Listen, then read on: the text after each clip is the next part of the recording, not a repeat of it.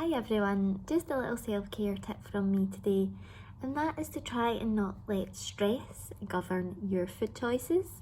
So I just wanted to talk a little bit about how this can happen and how stress can actually influence how we eat and drink if we let it, of course.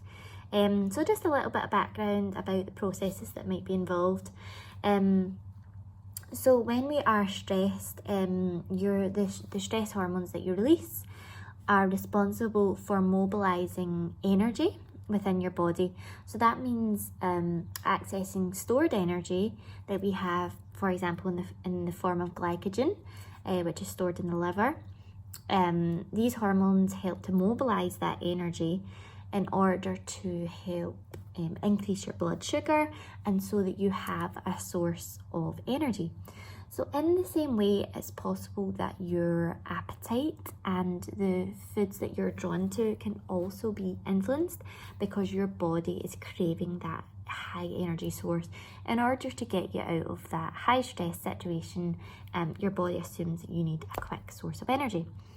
So some of these quick sources of energy include your sugar, your processed, readily available carbohydrates, your fast release carbs, and also caffeine, because caffeine indirectly increases your blood sugar by again working with hormones such as your adrenaline and things.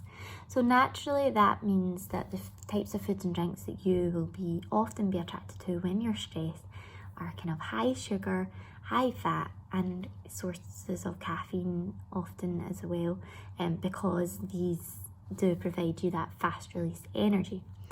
So these are the foods that we can often be drawn to when we're more stressed. And obviously if you're stressed on a more ongoing basis, then the more we eat these types of foods and drinks, the more chaos it can cause with your blood sugar levels, and that can lead to more long-term problems. So it's just really something that I wanted you to be aware of so that you can be more conscious of it, and you can then overrule that by trying to make some healthier food choices that you might initially not have been so attracted to, but definitely in the long run, it'll do you well.